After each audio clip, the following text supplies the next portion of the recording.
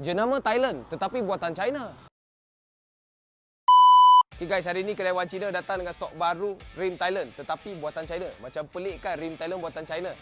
Dia adalah jenama Thailand tetapi dia buatan China. Okay, so kita datang dengan 5 set yang baru. Nama dia adalah Big A Racing Wheels, bukan nama, sorry, jenama. Okay, so untuk yang kedua kita ada bonus dekat sini, Oasis Wheels.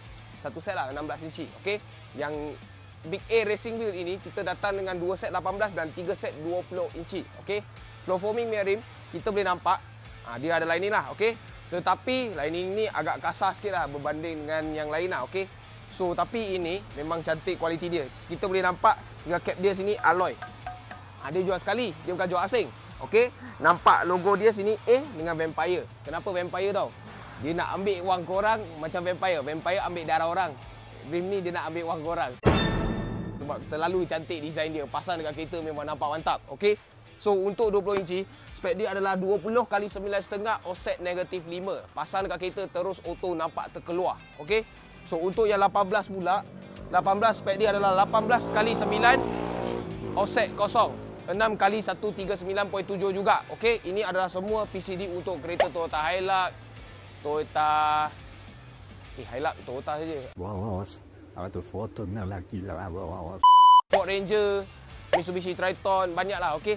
Tetapi minta maaf lah Navara tak ada. Okey. So ada juga satu yang bonus untuk Oasis Wheels. Okey, ini spek dia adalah 16 x 8.5 JJ offset kosong. Okey, sama juga 6 x 139.7.